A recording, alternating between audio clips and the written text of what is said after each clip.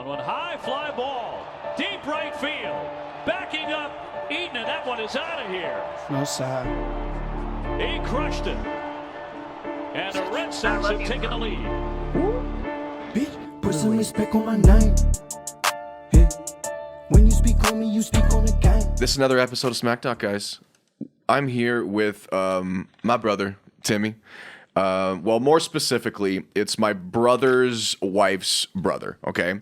But my brother and I have, we're 18 years apart. So who's the accident? I don't know. You know what I mean? Mom was 18 when she had my brother. My brother was 18 when she had me. So up to you to take the decision on that, all right? But yeah, we're here today with Tim. And what makes Tim so special is that he's been recently studying religion. And I've been always in my life, I was fascinated by religion, okay? And trying to find a meaning in life itself. And I've been lost for a lot of years, and more recently, I've been more in touch with my, how can I say this, spiritual side, okay? I strayed away from religion for quite a while in my life, for quite a big part of my life. And something happened recently. I lost my aunt, and I decided, she was very close to God, and I decided to, you know what, might as well give it a try.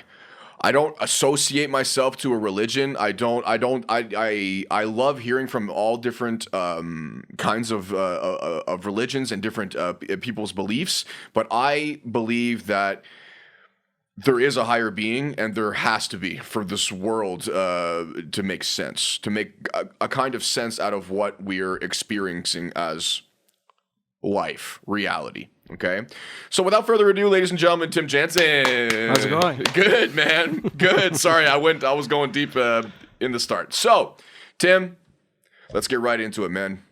Why did you decide to study religion? So, I should premise my research with one thing important, is that I grew up in a religious household. So my dad actually had received his degree in the Pentecostal Assemblies of Canada, which is Protestant branch of Christianity. And so I'd grown up in that household. He actually brought Christianity. Well, my mother, as he met my mother in the 90s, and basically had demonstrated to her why Protestantism was the truth about Christianity. And she had grown up a Catholic, but not really. I guess she had identified with it, but it was nothing substantially. She didn't relate to it. Well, exactly. She was married before to a Muslim, who's the father of my sister. Yep. Hi, Yaz.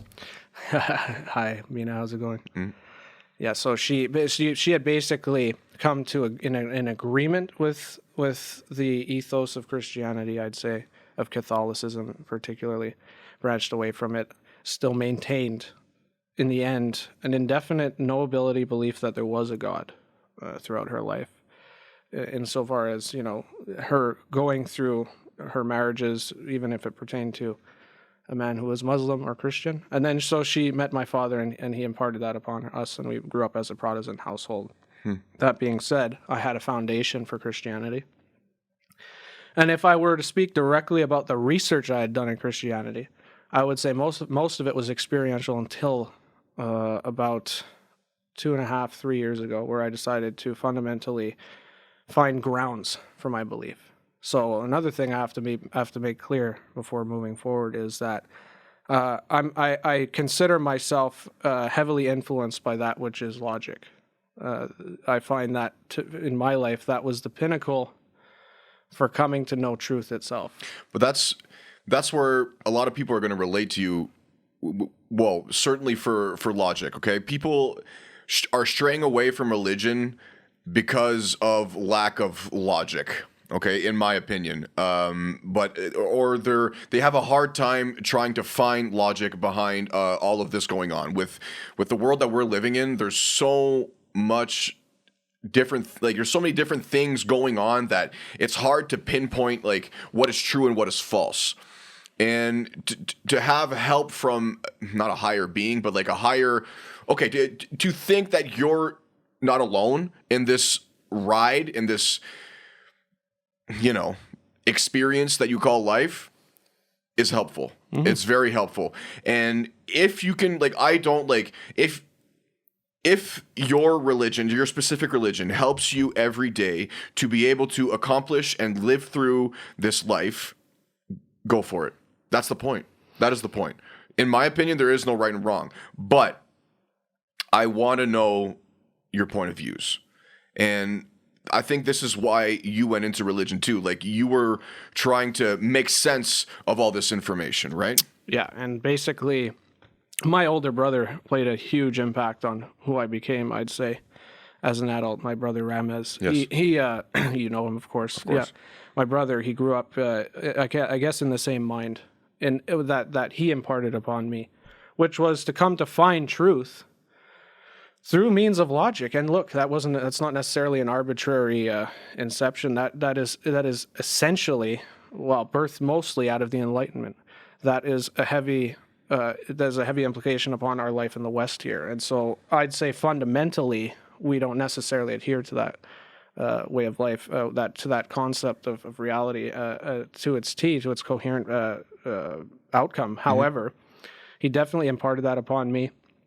And I grew up kind of walking in the same like-mindedness. And I ventured to establish truth via more forms, methodologies, and logic itself. And that really that was the precursor that got me off the ground. Now, that's not to say that was a factor that was allowing me to deviate from Christianity. I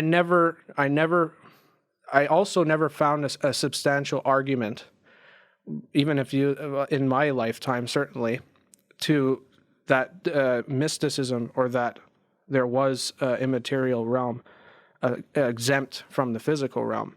I always found that the logical arguments provided were never adequate enough to really portray that as a reality, considering the immaterial realm that we now know even more. But nevertheless, I grew up in that mindset, and I went forward, and I really started getting into not religion specifically 3 years ago, more so about just the way of life. I'd like to is mostly predicated upon Enlightenment principle.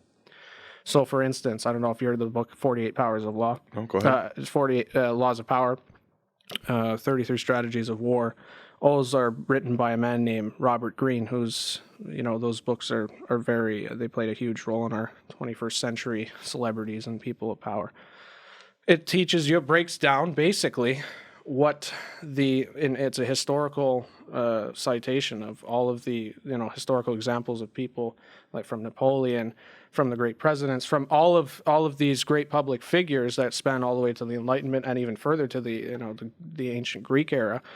Great leaders that went throughout history, and basically what made them great. And when the 33 strategies of war, I love the topic of studying warfare. I did mostly. It's a very interesting topic because it implies a lot of risk to reward ratios, and it really teaches you a lot about the fundamentals of reality, that which constitutes death or life. So I found an interesting nuance within that topic of discussion.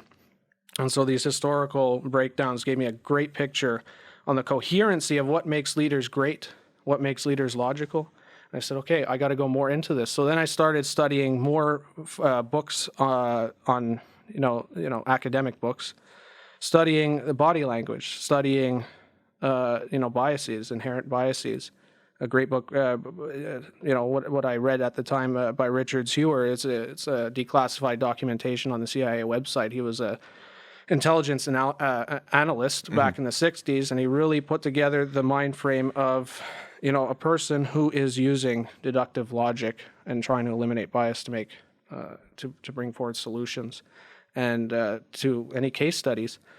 And that it's online, you can go get it, but it's where I started. I wouldn't necessarily say I cohere to that mindset anymore, but it's a great breakdown in telling you how humans use bias in everyday life. Why wouldn't you cohere to that mindset?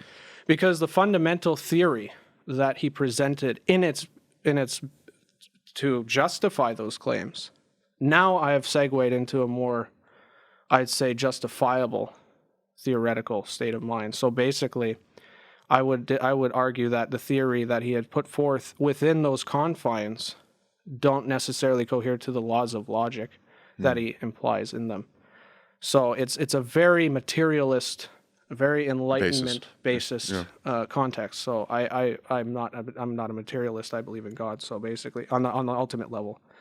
So basically, but it really got you in the head of human psychology, and it really helped you open your mind about, okay, how humans function, and just what is, irrespective of your theory, it's still what is. We can have the same idea of life that are the same, even though I believe in something different than you on a theoretical level. Absolutely.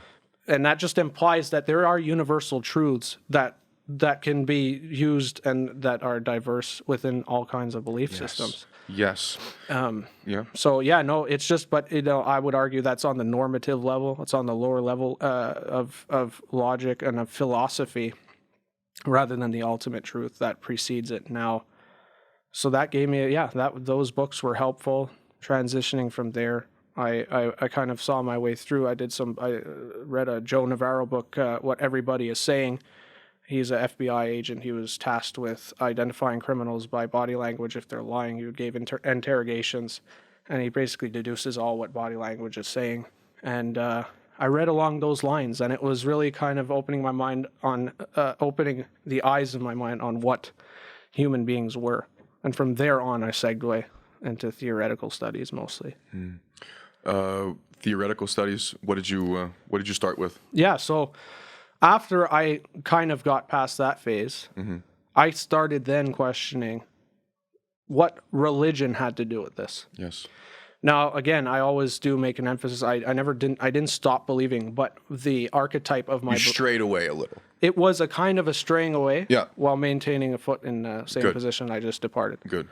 Because not like me, because I was completely anti-religion. Like, I really didn't want, I at a certain point in my life, I was just like, dude, I don't want to associate with everything. Like, so much corruption, so much, like, I want to, like, I don't know. I was atheist in a way, I guess, but I kind of believed in spirituality in a sense that, our mind and consciousness is too complicated and too complex to be it. And I still think that God is within all of us. It could be inanimate objects, or it could be animals. It could be everything. I think God is the universe, and I think God is within all of us. And that's my opinion. And people are gonna say like, oh, like spiritual, whatever. But like, that's what I think. And the fact that we can have these conversations now in 2023 and not completely hate each other, or not, like, you know what I mean? To me, it's so enlightening, and it has to happen. And this is why I started this, pretty much, because I wanted a kind of a therapy session for everybody. Everybody can come here, speak their mind, and we can take information from it and learn from it. And maybe it will, I don't know, open our minds up to other views and be like, you know what? He's right. Or, you know what? I see myself in his beliefs, because people are lost nowadays, very lost. And they're finding these little niche echo chambers of negative stuff, but I don't know. We need some kind of guidance and some sort of belief in this world. And why do you think it's important to have belief in this world? Why do you think it's so important? Well, one would argue it's fundamental. Well, fundamentally coherent to who we are. That's what my position would support.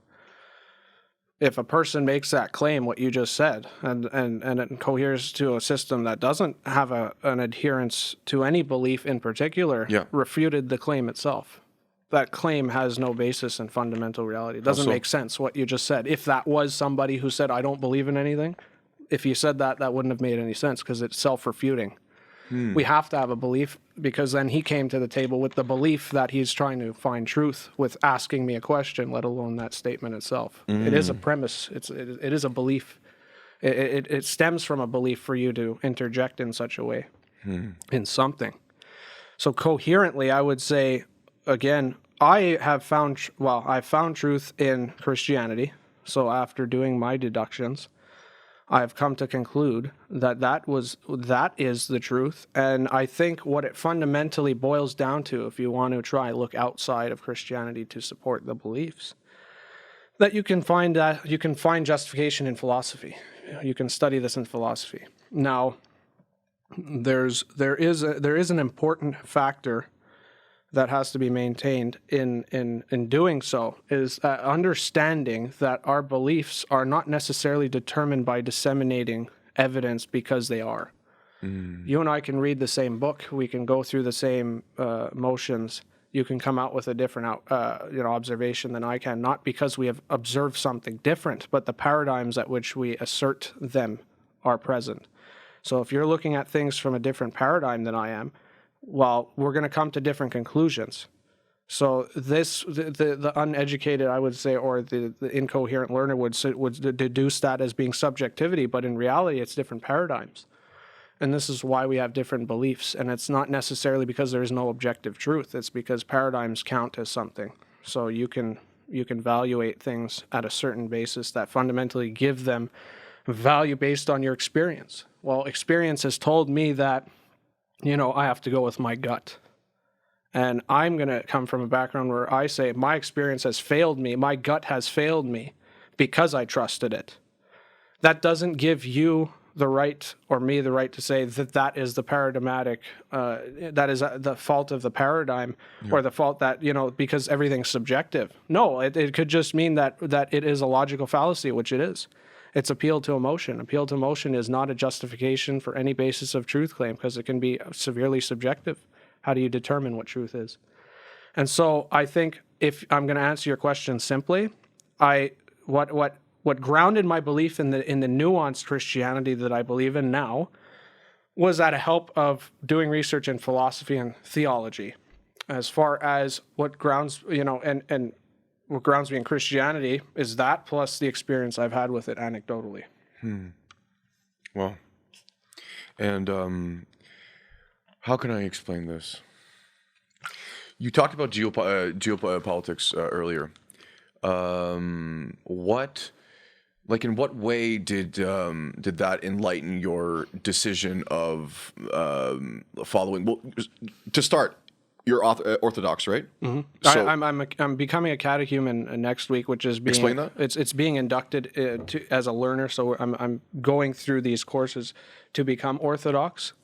And that is, the church takes you on and they give you sessions and classes just to make sure you know what you're getting into here. Yeah, for sure. So the Orthodox, they don't take an approach where, okay, you want to become, saved tomorrow, or it's not about salvation necessarily, but you want to become a part of our church tomorrow.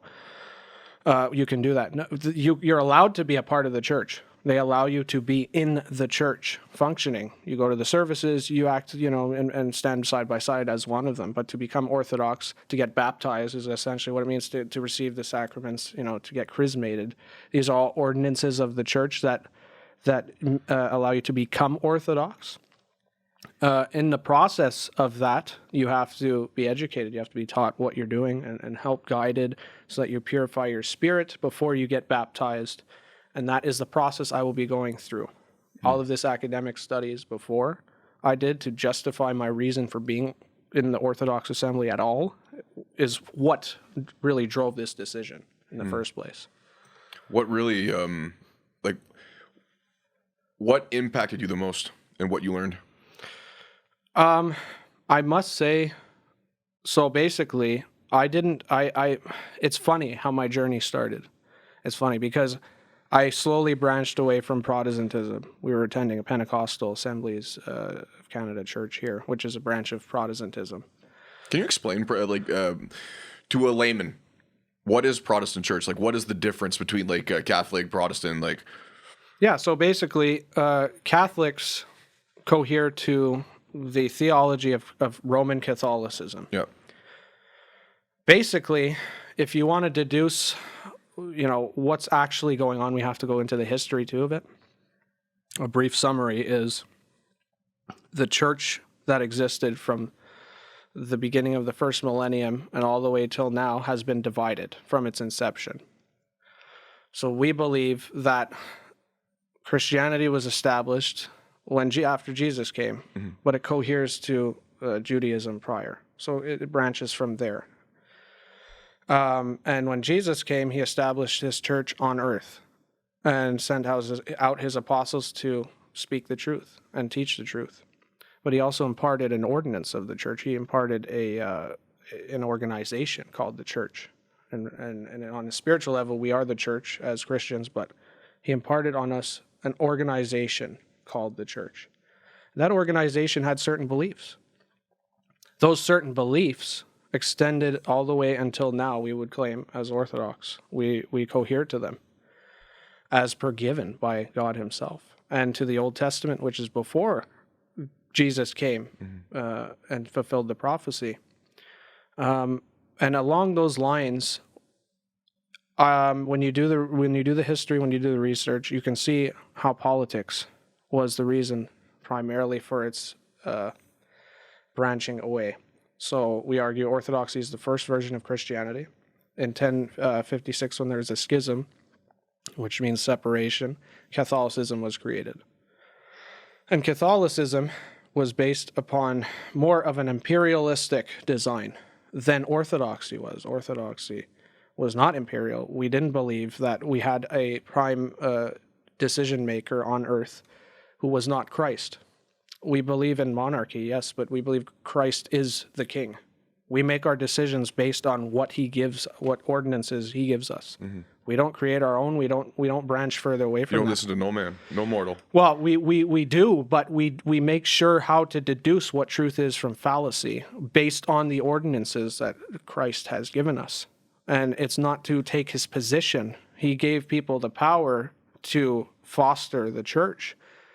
We like to think like the laity of the churches are sheeps, and then there's a shepherd who is the pastor, who is the bishop. They are representing Christ. They are not Christ. And they have a huge responsibility to Christ at the end of this life. They're going to have to answer for everything they've done, if it's coherent to him or not. They don't take his place, though, but that's what happened when the Catholics separated, sadly. It was more into there was also a philosophical, theological element there. What is that? Well, it was basically the doctrine specifically that they disagreed with, or they added to, was in the creed that we recite. We recite a Nicene Creed. It's a fundamental breakdown of what we believe on God and who he is, essentially. And it's recited a certain way, and the Pope added in an element to that creed without anybody's suggestion. So in the beginning of the millennium, the church separated before the Catholics were even involved. When Jesus sent out the apostles, they went to certain locations in the Middle East and into Rome as well, and established the church. Basically, they were establishing decentralized churches to start, the process and basically go further from there. When it got to Rome, over the years, there's a huge ton of history there to really break down their mindset on why they did what they did. But essentially what happened is they got overwhelmed with the sense of efficacy and power and of imperialism. So they became kind of like, okay, well, here's why we actually rule over all of you churches, and that you're not actually decentralized. And the churches sent back to like, you've never ruled over us. We've always been decentralized, including you. There were implications there. We appealed to Rome for questions. Each church appealed to each other for questions and such. If you break down the history of that, you could see that was the case. But Rome found this kind of edge to find power in of itself, that it was endowed with imperial power to make decisions that would basically do whatever it wanted. Overwhelmed by power. Overwhelmed by power is essentially what it comes down to. But doesn't that seem a little similar to what's going on? Yeah, well, I mean, like, look, man. That's humans. Politics, right? Yeah. So, and the thing is that's what it comes down to. Also, it's the paradigm in which they look at their claims. So they substantiate it based on a Bible verse, which was Jesus gave the keys to Peter to bind and loose the sins of men. And basically they say, well, that's Peter was the apostle who died in Rome. So Rome takes primacy because Jesus gave the keys to Peter. Jesus also implied this in Matthew to all of the rest of the bishops who were the other apostles. He said, "You all have the power to bind and loose." They're all similar. They're all types of Peter. Those apostles were the bishops of the church they instantiated. So there's one in Egypt, one in Antioch, one in Jerusalem, one in Rome. And they were not just there to evangelize, they were instantiated as the bishops. And then basically they were there to, administer and basically establish the church. But they did not ever look at Rome as the imperial proponent of their whole schematics. It was not that case. And Rome said, well, you are, because Peter died here, and it says this in the Bible, and because, the Apostle Paul also, was implied here. And it's like they took it to a paradigm that implied imperialism. The church didn't. All that to say, we continued on beyond that point. The Catholics, as if you do the research, the history of the first crusades, of all the crusades, you see kind of what was at the helm of their doctrine and how it changed. And you can parallel that to Orthodoxy. There is no similarity to their concept of crusading, of holy wars. We don't have that system of belief. It's fundamentally altered since inception. Now, we've had councils to rectify dogma and doctrine. That's not a problem. Things have, helped assimilate that and changed, quote unquote, but it has not changed the fundamental doctrine. But if you look at the Catholics now versus then, you can't even deduce a similarity practically. It's completely altered because they went on this tangent of imperialism that essentially warranted all kinds of new nuances to be implied. And so beyond that point, then there was a monk named Martin Luther who at the time, now what the Pope was involved with was selling indulgences, which is making people pay, the Vatican, people pay to relieve themselves from purgatory. Mm-hmm. And Martin Luther, who was a Catholic monk, he said, no, we were done with this. And he posted his thesis on the walls of the Catholic Church. But the thing is that was an implication. He made it clear that he wanted not to change Catholicism. He just wanted to prevent this from happening. Well, the problem is it was a revolution in of itself that went so far as to change the doctrine of the church itself. And basically what happened is you then Protestantism was birthed. And it's all of its own nuanced implications, implying that they did not want to appeal to imperial power anymore. And that fundamentally gave birth to Protestantism and designed it, the archetype that it is. So they have a mindset. They have a specific mindset. Catholics have a specific mindset. Orthodox, we have a specific mindset. Yes. Yeah. See, like I grew up in the same pretty much household. Like the church that we were attending was Protestant, right? Yeah. Yeah. So I had no idea about this. Yeah, see? And I don't know. It's just, I don't know. When you're young, it's hard to, it's hard to have this kind of belief. But when you go through life's experiences and you see the kind of evil and the kind of suffering there is on this planet, you can believe the contrary, for sure. Absolutely. Mm-hmm. And to me, like, if you think that we're just here, like nihilism, the concept of nihilism, okay? Like we're just, nothing matters. That we're just on this, floating rock in infinite nothingness. We're just like a speck of dust on this floating rock, okay? But to a certain degree, we're a part of something bigger. I think that, like, let's say, like in the in Hinduism, like the Rig Veda, it sees life as cyclical, right? So, everything happens again and again and again. But, in other religions, they can compare this kind of to reincarnation. But do you believe in reincarnation, or do you think that the afterlife is a kind of, that is your other life? Like, I don't know how to explain this. Like, the afterlife for you, what does it entitle? Yeah, so we don't believe in reincarnation. We believe that essentially we're here for a time, and then when we pass, we go to heaven with God or hell, depending on who we are in this life. Yep. And basically, that is the fundamental basic outline of what we believe. The nuance that entails, the journey to heaven, the journey to hell, the second coming, when we will be judged for what we've done, are all also implied in that. But fundamentally, we're with if we lived a proper life. What is the second coming again? Well, basically, we believe that Jesus is going to come back to judge the earth, because we're going to get to a point in time where it's going to be. Well, we need him soon. Yeah. We need him soon. We do. We need some enlightenment, for sure, I'd say. But no, we believe that, well, as the series of events go in Revelation, which is a book in the Bible, it's the final book of the Bible, implies is what to come in the end of times. And that is fundamentally what we're kind of basing the future on, in a sense, when we look at geopolitics, like we mentioned before, what exactly... how it coheres to Revelation, and how close we are to that moment. Nevertheless, there's still nuance in that. But at the end of the world, it's going to get it's going to get pretty bad. People are going to discard truth. People are going to become very savage-minded. They're going to alienate God.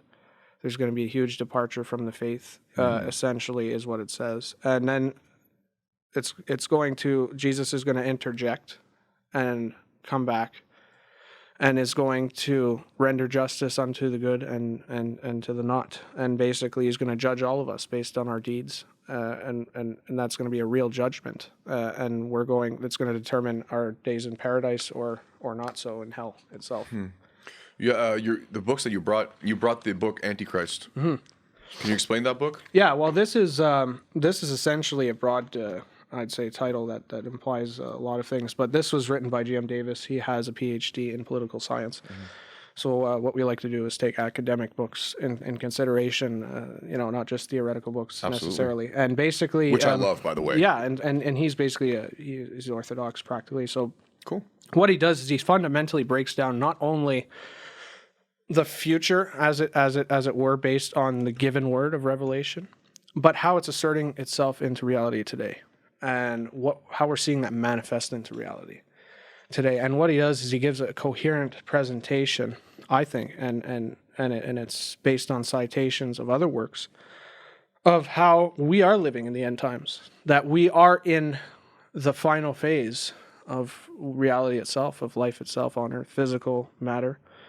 And we are only going further to that moment of judgment when Jesus comes back and renders us guilty or innocent. And basically, it fundamentally breaks down how globalization is the driver in this, how morals and the rejection of morals are fundamentally deducing this. Gnosticism and how it's implied in our day-and-day life, and how we've kind of grown apart from God in a specific way that is implying these events as coming for certainty in the near future. Now, again, we have to definitely go into the nuance of that to fully comprehend it, but that's the basic outline of what's going on here. We are straying further and further away from God itself, for sure. I believe so. I believe that, like I said, I'm going back to this. I'm circling around the same concept, but we are lost as a society, and I think if you haven't ever been religious, or you never prayed, or you never tried to do something, meditate, I think it's the time to start. In my opinion, maybe if you've never meditated I think it's the time to start, okay? Because at the end of the day, your inner being and your inner wellness is what's important. Being a good person on this in this world, being an honest person, okay? Look, I've had a fucked up past too. I did some messed up things, okay? For sure, I totally admit it. It's never too late to change. It's never too late to change. I didn't kill anybody, okay? But I'm just saying, look, I had some, to judge people on their pasts is wild to me, because I've learned so much, just in the past, let's say the past couple months, man, ever since Christmas, my life completely changed, and it's opening my not only my mind, but my consciousness to other concepts in this world. And I'm so fascinated about the these different theories and different people. Like, it's so important. Like, to me, like, I love knowledge. I love learning. That's my job as well. But it makes me interested in other people, and at the end of the day, that's what counts. Like, we should really try to find similarities in our differences. If we just say, like, okay, this person is different from the other, I'm going to completely reject him or her or whatever. That's not the right way to go. You should listen to what they have to say, and take those opinions with a grain of salt, whatever, and live out your day. Whatever is important to you should be fundamentally true to you, and you should be a good person and not categorize people because they're different. That's my opinion. But let's go back to orthodoxy. Like, what makes it so different from, let's say, or like Christianity in general? What makes it so different from other religions? But what are the similarities as well? Could you? Yeah, so if I'm appealing to Christianity, I have to appeal to Orthodox anyway, because I believe that to be the pinnacle of truth, that is Christianity. That being said, well, yeah, I mean, like, the epitome of it is this, is in my head, and anyone who does research in the same way will find that it coheres to the laws of logic and truth. That's not to say that this is an academic or an intellectual endeavor, being Orthodox or becoming Orthodox. We reject the fact that, this you need a certain IQ level, for instance, to justify its claims. No, we don't believe that at all. We actually believe that God makes himself known to all men. And I like that. Yeah, and it really is not. It does not exclude anybody, for that matter. If all the things I have to say is doing all of this research, doing all of this academic research, after the fact, is really put me in a place where I could say it's truly not needed. But that is a privileged position at the same time. So where I am speaking from is from an after knowing, but it is truth that follows that claim that the Lord makes himself known to all. And that's what orthodoxy is. It's an experience in God. We believe that God makes himself known through experience. And when you go to the church, when you're involved in the church, you are appealing to God himself. We believe the doctrine of the nous, which is that God can influence all of our intellects. He's with us. We don't believe that he's separate. We don't believe that he is unknowable. And the implications for that are relatively similar within Catholicism, within Protestantism. The difference is they cannot justify those claims, and Orthodoxy can.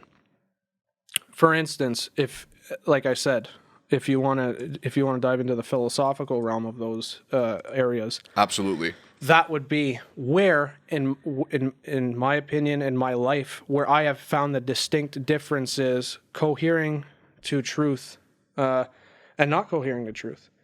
If you want to look at some paradigms, that is what you will find. So, I mean, in essence, what it boils down to is orthodoxy is the most coherent presentation of Christianity as per given by Christ, that coheres to the Old Testament before him, when he still was and is. Without influence. Without influence? Yes. Like, I mean, like, it's God's purest message, I guess. It's the most coherent to all of the information tells us. Exactly. Yeah. So that is the primary factor that really is the. I meant influenced by man. Oh yes, yes, right, exactly. Yeah. So that it's simply instantiated that way. Instantiates it that way, and basically, when you go into the paradigm of belief, the belief system Orthodoxy holds, it is itself is coherent. When you venture into the other realms, such as Catholicism and Protestantism, Catholicism, and I'll try and simplify it because in order to understand, I guess, philosophy, it must be simplified and to cohere it to this example. Catholicism says these things. They claim the same propositions, but their system, their paradigm in which they come to find truth doesn't support the claims. How so? So what you will find in the mind of a Catholic, and I'm not saying this pertains to all the laity. Most of the people who go into Catholic churches, Orthodox churches, who are 80 years old, probably have not ventured into this direction with it and understand why they're there. I'm not saying this is a byproduct of every person in the church. No, of course not. It's this requires study to understand, of course. So I'm not saying everybody's guilty of this, but when you essentially study the theology of Catholicism, which is their methods, doctrines, dogmas, and how they come to instantiate the truth that they claim, it is fundamentally flawed on a universal transcendental level. What that means is they're classical foundationalists. Classical foundationalism was mostly a term coined by René Descartes' Cartesian foundationalism, who was an Enlightenment thinker, who instantiated the proposition and claimed that all truth is basically the basic beliefs that we have, the universal, the beginning truths that we have are all self-evident. And basically that means they don't need to be questioned. So for instance, there's a couch there and it just is because I see it. It's not that obviously people who are versed in the history of the church are going to say, well, the Catholic Church existed prior to then. Yes, it did. It's just that it was coined then, but it was synonymous with Thomism. Thomas Aquinas, who wrote the Ordo Theologiae, basically summarized and it basically laid the groundwork for the theology of the Catholic Church, and that's what they cohere to. And this was classical foundationalism, which basically, in simplistic terms, coheres to that self-evident proposition that we can rationale to God by causality. We can find God through created means. We can make things self-evident, and based on that, we can find God. The problem that we have with this in Orthodoxy, or from the advantaged or privileged point that that anybody who does research will see, is that in of itself is a contradiction, because anything self-evident presupposes a groundwork of truth in of itself. So, for instance, Aquinas presented that all knowledge that is in the intellect is not first that is first in the senses, transitions into the intellect, meaning it has to be in the senses before the intellect. The thing is, that's called the peripatetic axiom. The thing is that peripatetic axiom is not in the senses in life. That claim itself is self-refuting, because there is no peripatetic axiom and its first principles in life. We don't obtain that through the senses. Where is that in life? It signifies what he means, but what he is meaning is not in life itself. So that's his classical foundationalism at its pinnacle, is basically saying, well, these things are self-evident. They're obvious. We can deduce them with our senses, but that begs the question, because you can't justify why it's true at all. It just is. And if it just is, it's arbitrary and ad hoc. I could just say my God just is then. It doesn't give you a foundational premise of justification at all. And so what Orthodox Christians cohere to is literally, so they have classical foundationalism as their premise. We actually cohere to coherentism. It's a belief system. It's not that we define truth, the basis of truth, within a self-evident belief, but a web of beliefs. It's not, there's no beginning necessarily. There is, but it doesn't cohere to the model of coherentism. Coherentism is, this is true because this instantiates this and that instantiates that, and it all leads to this being true. So it just implies that there is a larger, broader meaning of truth being imparted upon this one specific belief that is before the laws of logic itself. And it gives us a premise for that. Whereas and it is circular, but we admit circularity, and what that means is that we can justify claims and they can lead back to one another. And in the classical foundationalist premise, they can't have circularity. It has to be based on a self-evident principle that doesn't lead to anywhere, just itself is. So it can't be, if let's say for instance, if you were a classical foundationalist and you read the Bible, or a Catholic. For instance, the Catholic believes that the Bible is true. And the Bible is true because the Pope verified the Bible as true. That's a circular argument. It's true because the Pope verified it, therefore it's true. They can't allow for this. This system doesn't work with their set of beliefs. It's all self-evident. Can you explain the Pope, though? So the Pope in position cannot be fundamentally wrong, right? Yeah. When he's speaking ex cathedra, Vatican I implies this. He basically says that in any teaching, ordinary, extraordinary... But that itself is a fallacy, right? We would believe it's a logical fallacy because classical foundationalism, they cannot have circularity. It has to just be. But that model in of itself, how do you justify that, whether it's Catholic or not? It's not fundamentally reserved to the Catholic. It's just an implication that was made by St. Thomas Aquinas, but they didn't question the laws of logic. They just went with it. And the Enlightenment thinker David Hume and Locke, they questioned this. Now, I'm not saying that they're right. They were atheists. They didn't believe in Christianity, really. They were kind of trying to figure this out, but they had the audacity and the means to question this. If this is self-evident, why is it self-evident? And you saying it just is not a justification. No. But they at least had the audacity to say, we have the right to ask these questions. If what you're saying is true, if I have to follow in your footsteps, and if everything revolves around what you have just said, why is there no justification? Mm-hmm. And so what happens is they tend to come up with excuse. Well, they can tend not. And I'm not singling out Catholics here. Again, we're just talking to talk. Go ahead. Exactly. Like we're in schism, Orthodox and Catholics. We, if anything, we want to come back together and one day, find a way to work through this. And we have to make sure that we love each other, but we cannot put aside the truth, and that is the truth. Is that the system that anybody who's classical foundationalist uses, they have to give a justification for that. The onus of the argument's on them. It's not on us. We don't believe that truth is self-evident. We believe that it coheres, and it kind of has we like the web of beliefs. But if you cannot give me a reason why something is self-evident, why the peripatetic axiom itself, which is knowledge that is in the intellect was first in the senses, why that axiom is not in the senses in daily life, and you had to deduce that, therefore it's not true, where do we find the basis of your claims? People might say, well, this is just a nuance, this doesn't have any variation. Well, you're mistaken to believe this nuance doesn't have implications on the imperialist methodology and mindset they have. This is a total package.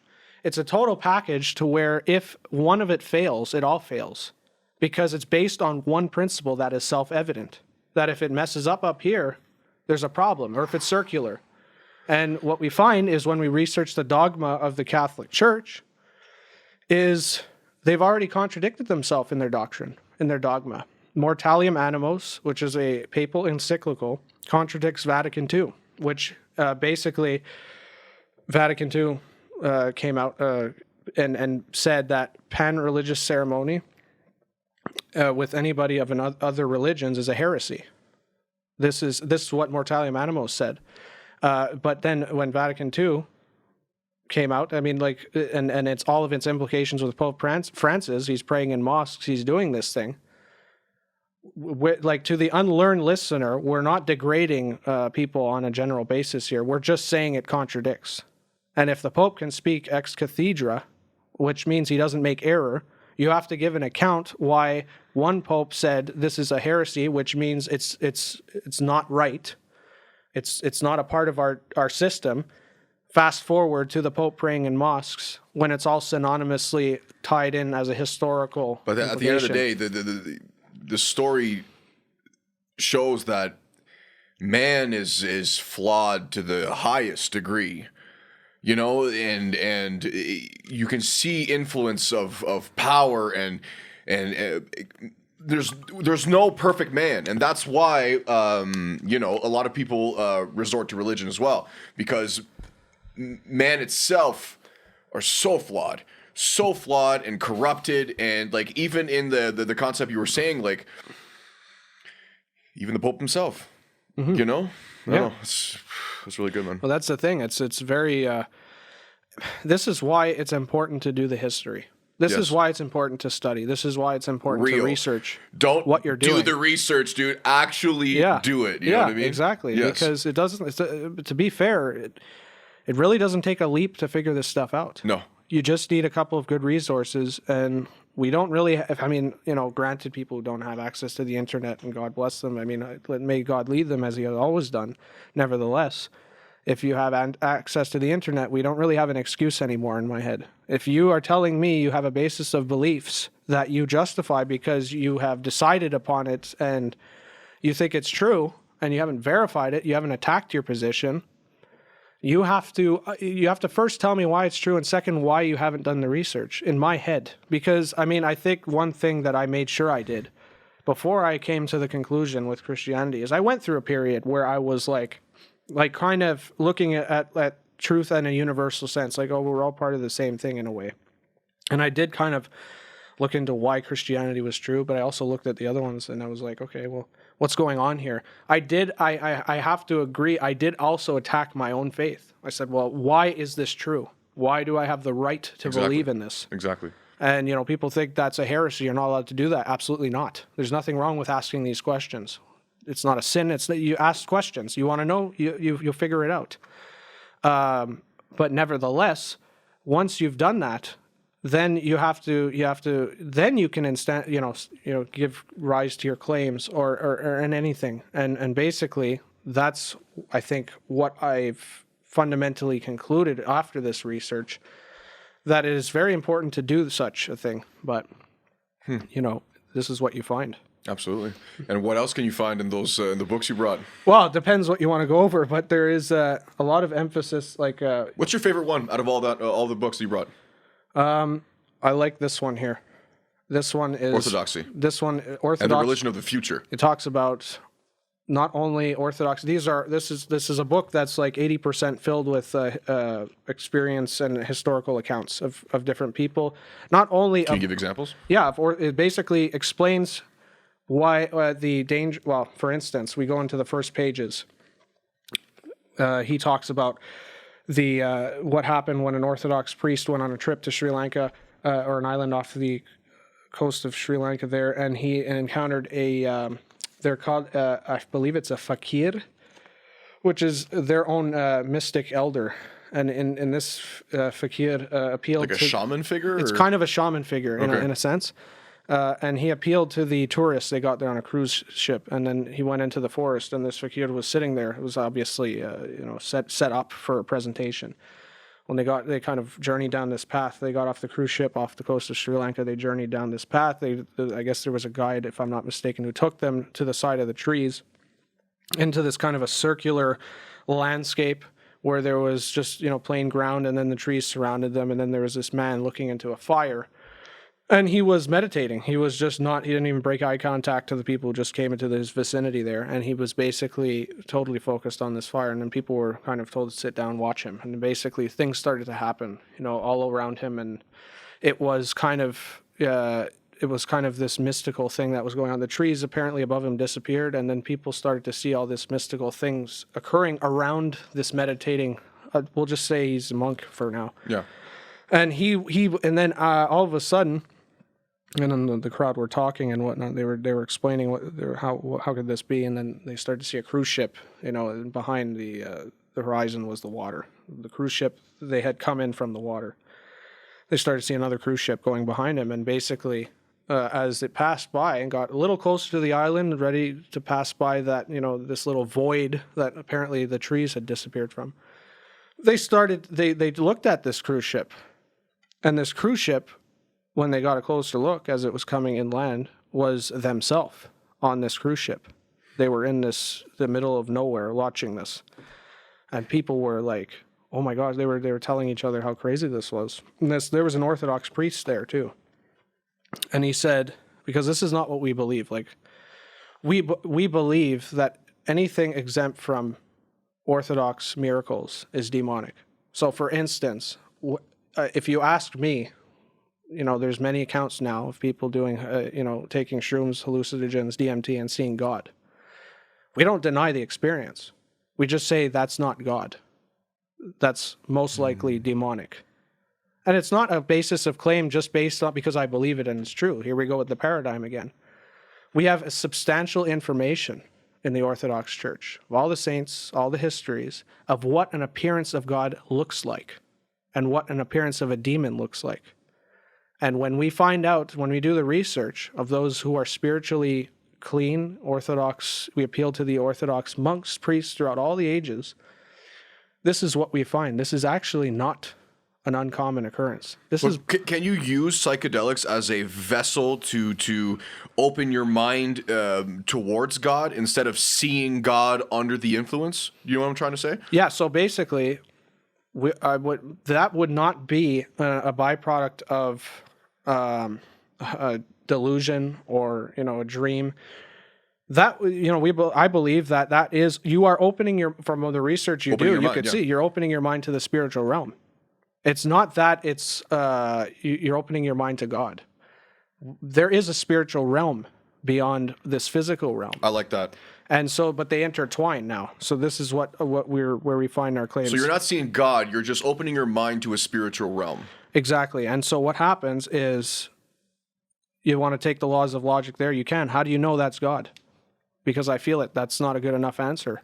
How do you know that is God, what you're seeing? It says in the Bible, the angel, that Satan masquerades as an angel of light, and he's done it many times. He's done it to Orthodox Satan monks. himself was an angel before. Exactly. He is. Like, he's a demon now, and then most of the angels he caused to rebel, who fell out of heaven, are the same.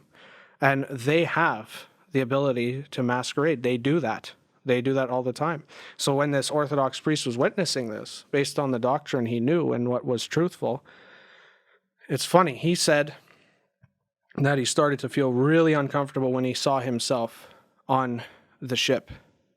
And then he started feeling this anxiety out of nowhere. And so us Orthodox, we pray a simple prayer. It's called, Lord Jesus Christ, Son of God, have mercy on me, a sinner. And it's just humbling ourselves before God. And he said he felt so anxious he had to do that, and he went down, he prayed it. He said when he said it, he looked back up. He said he felt this overwhelming peace out of nowhere come upon him. No more anxiety. He looked up. The trees were still there. There was no void. There was no horizon. Yeah. But the people beside him were still talking about it, and they were still seeing it. And then this was happening, right in front of his eyes. And then it concluded, this fakir stood up, and he was tired. And he said, the people thanked him profusely for the experience. And they started to depart, go along back to either the cruise ship or the island itself. And he said when he walked back, he looked back, and he saw he actually locked eyes with the fakir, and he said the look that this guy gave him, the fakir, was of total disgust and anger. And he knew, it's almost as if he knew exactly what happened there.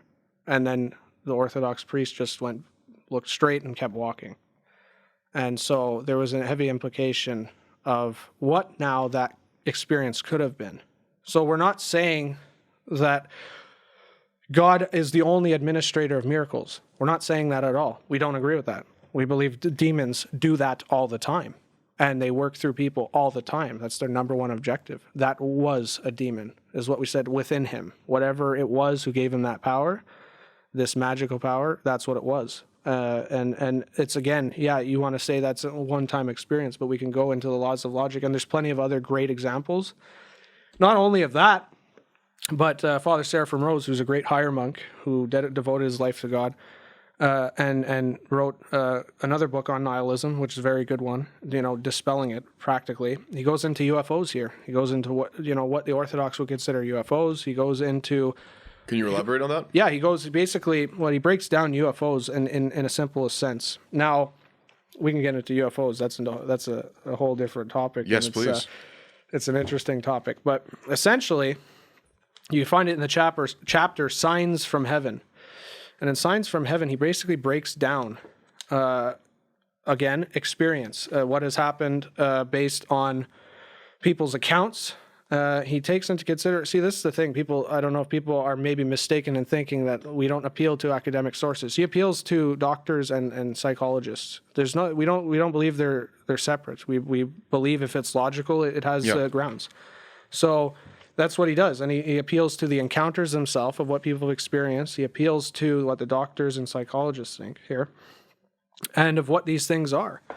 And it's funny, he parallels a similar notion of people's experiences, how they've been altered by their psyche. And he appealed to one guy who deals with hypnosis. I don't know what the special term is called, but the doctor who administrates that. Chris Angel? Yeah, sure. Yeah, exactly. And he kind of did reverse hypnosis on these people with experiences who have encountered UFOs, and basically come to find out that there's a gap in their memory, and then the gap in their because people who've experienced the UFOs. This was written in the 70s, so this is more 1960s account and such. Mm-hmm. But allegedly, people who were experiencing UFOs were forgetting the encounter themselves, and they were kind of bits and pieces. So he did the his process and revealed that they were encounters for certain. Now that being said, did admit to the fact that that doesn't actually provide an accurate description of the event. If you do reverse hypnosis on these individuals, there's a likelihood that what you will find them saying could have been implanted in their memory. Not that fact that what they have seen is represented in this, missing void of their memory. So we don't know exactly what happened to these cases, but what we do know is the effects that these people encounter after the fact are very similar to shamanistic practices, and they have a very heavy, similarity incorporated with them.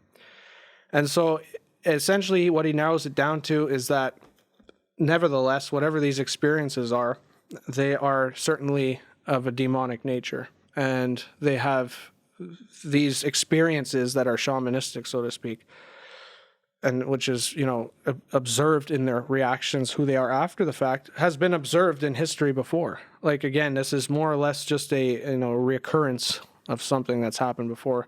And it has, psychic, shamanistic implications upon it. But if you want to ask my opinion, I mean, I have certain opinions on what UFOs are or not. But I mean, I think it aligns heavily with what that is. If anything, that's what that is.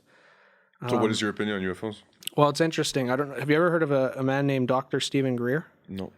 He's worked heavily in the industry, in the military-industrial complex industry, and he's actually come out and made a few testaments. This is open source, so I'm not revealing secrets or anything. He says that UFOs are fundamentally, he said, they're not life from another planet.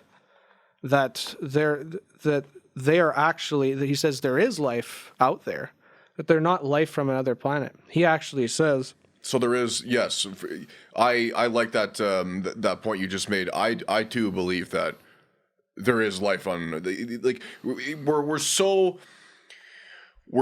special, and everything had to happen for us to be where we are right now. For us to be the only planet with the only, like, to me it's completely crazy, because there has to be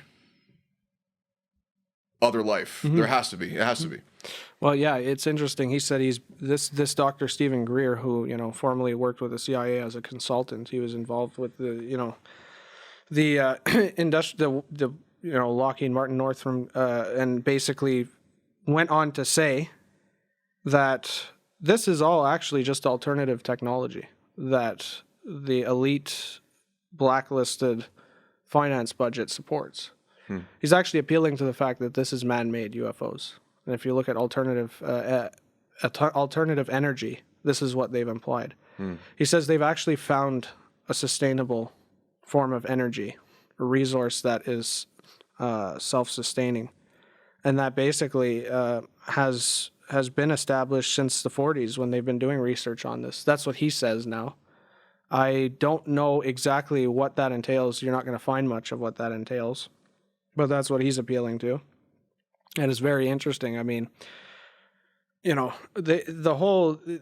if you look at Project Blue Book and you look at all the interesting books that kind of surround UFO encounters of the early days, and what the ideologies were surrounding, it's very interesting how if you look at the documentary Mirage Men, you see how the I believe the United States Air Force had done work in psychological operations revolving around UFO encounters and how they've been administering to this. And in the 60s, I believe it was, they had actually, they were the pioneers of psychological warfare among that nuance and trying to influence the population. Well, people are going to say, now you're in conspiracy theory. Okay, well, that's fine. I mean, if it was up to me, I'd look at aliens as conspiracy theory versus academic human institutions as such. But if you want to look at it, this is not a theoretical material. This is fact. This is in Alan Dulles, who was the previous director of the CIA in the 60s, threatened to sue the man who basically anyone who would refute a book compilation by this individual who wrote all of the encounters of UFOs. I forget his name, but it was in the 60s, and he said anybody who's going to write a puff piece about this as being false, I'm going to sue. This is the director of CIA at the time. He was threatening to sue anybody who would refute the claims that UFO encounters and life on another planet was true. Now, why is that the case? This is, again, not conspiracy theory. You can go look at the texts. They're on open source on the internet. So, I mean, fundamentally, it seems like a human, creation. If you want to look at the implications on the findings of Nikola Tesla, they kind of align with this, and that's what his whole basis of research was on. And that being said, what we do find for certain, I'll take it back into the theological realm, is that not only does the implications of life on another planet, aliens, and all of this, UFOs, not only does it make implications that there's only life on another planet, but it actually is trying to instantiate transhumanism. And what we believe is how transhumanism is a vessel in and of itself for dispelling religion, or Christianity, certainly. Because, as it were, we don't agree we've evolved from apes, and actually, it's interesting, when you look into the evolution theory, it actually evolved out of the Freemasonic lodges. That was more of an enlightened thinking piece of information. But if you want to look at the coherency of Freemasonry and its implications and secret societies' implications on the government, you can look at the whole litany of implications they've had in H.G. Wells and Aldous Huxley, who was a part of the royal family, the royal establishment, where it was synonymous, basically, and they've pretty much aired this out in public. They were, H.G. Wells was a Fabian socialist, and he worked side by side to propagate materials to corroborate with, what open-ended theories we have about transhumanism and the future. And if you go online, you can also research Lord Birkenhead's Cosmopolitan article, 1929. He makes implications that the future, as it were, is going to be, he wrote already about how the future is looking now. This is all on open source, internet. You can go look it up right now. You can also look at the Scientific Outlook by Bertrand Russell, again, in the same assembly of individuals, body of elites, who wrote that we will be eating, garbage food in the future, that this is the society we're looking for. Boy, were they right. Yeah, well, this is what, people are going to, obviously when you think of Alex Jones, you think of how crazy he is. But if you're afraid of taking a look into this book or buying it, why not? Do it. Read it, man. Well, look, if you're concerned about his, legitimacy, you could take it from me and all the reviews. This is a book mainly containing citations of the World Economic Forum proponents. This is books from Klaus Schwab, who is in his book Fourth Industrial Revolution and the Great Reset, are talking specifically about people going through this change that we're seeing today. It's not a conspiracy anymore. This is reality. Yes. And this is what you will see in this book. You'll see Yuval Noah Harari, who is basically a proponent of the WEF, saying that we are. It's probably better off that we get chips implanted in us. This is all in there. This is not a conspiracy anymore. This is fact. This is all citations in this book, and it's very clear and concise. You can go do your research, and it's a little bit of a history diagram to see how this got off the ground with the World Economic Forum. But these have been in the books of enlightened writers for centuries now. Almost 100 years ago, H.G. Wells published his book declaring that the future, as it were now, was going to appear as it were now. It's because that is what we're leading into a technocracy here. Yes, we are. Which is basically, again, Maybe too far gone. Well, yeah, nothing has stopped them up until this point. And basically... The Great Enlightenment. Yeah, well, this is where it started. Essentially. There's a great article... And this is where it continues. Exactly. Yeah, and there's a great article by Ralph Abraham, who basically ties in mathematics, and he was a mathematician himself, with Hermeticism, basically practices of alchemy, the occult, and how it goes all the way back to ancient Egypt. And this is where this got off the ground, is not the fact that people are looking at this and saying, okay, now we're going off the rocker. We're not trying to say that, anything in the movies or any kind of conspiracy theory is true. There is no conspiracy. There is one conspiracy theory. It is this. That's it. And it's simply technocracy. Nevertheless, what has constituted fact in mathematics has gone back for centuries up till the Egyptian period and before, when Pythagoras and Plato got most of the grounds for their beliefs. Why do we say that now? Well, because basically the emulation of Plato's Republic is what these elites are implementing in society now. Plato came up with saying about open conspiracy, that there will be an open conspiracy for everybody to believe, but behind the scenes there will be a ruling elite, a class of people who will actually rule the territory and who will call the shots. And this is for the better of society. He's the one who said the lower classes will eat, like the bugs. Now they're trying to, World Economic Forum is pushing that. We're going to be eating bugs and all kinds of garbage food. They're going to take away the meat. Again, Plato. That's in Plato's Republic. You can go read it. It's not mystery. This is not a story. Yes. This is fact. And this is where it comes from. We see it in front of our eyes. Yeah, exactly. And so what it is, it's essentially them basing the nuanced culture that we have now upon Plato's Republic and adding further to it. And it's not to say that there's all kinds of magic stuff going on. No, like to be honest, the reason why there's so many secret societies involved with these regimes, these ruling regimes, is because the fact that they use them as vessels for intelligence. The fact that you can have an open secret society and not disseminate knowledge or intelligence anywhere, and it's known by the public, and people don't fiddle with their affairs. This is perfect vessels for intelligence and ciphers and all this, symbology, ciphers. This is for intelligence, gathering and transference. These are all realistic ideologies of how, these people took control of the, public and the population. And it does bank on, the money system, financial cap being in control of the world economic system. And it goes back to the flawed man, the flawed human being. Well, it's not so hard to believe that this is the case when you look at the Roman Empire and you look at the Egyptians and you look at all of the one world governments of the world. This is a recurring theme. This is not a conspiracy theory. It will collapse. It is, yeah. And so that's what we're seeing now. That's what we're seeing in the distant future, well, the near future rather. And we got to be careful. We got to be careful because there's heavy implications, and it's, you want to know what's going on. Read the books. Read the Fourth Industrial Revolution.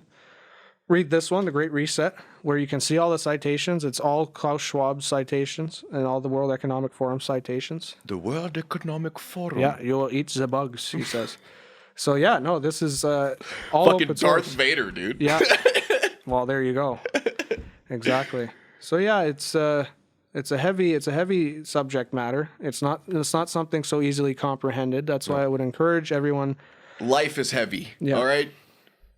Open your mind and even if you think the guy is an absolute psychopath, okay, learn read what he has to say. Maybe you'll find something that you will relate with, or maybe you'll find that everything is bullshit. But if you don't read it, how can you make a decision? Well, that's the thing. That's the thing. We live probably amongst a society that mostly people at this time in our life, we don't read books. We just read what's on the internet, and that constitutes reading. The clickbait titles. Yeah, exactly. Yep. Yeah, it's all, when you look at what the implications of these things are, you could see it for what it really is, and it's not what we think it is always. So it's good to be discerning. We're going to finish that there because that was fucking beautiful. Yeah. That was awesome, Tim. Thank you very much, man. No, thank you, man. You're going to come back again because we had a lot to say. We could have went for like 4 hours. Yeah. So next time, a little bit more coffee, I guess, and we'll be ready to go. I'm going to leave you guys with a beautiful quote that I found, okay?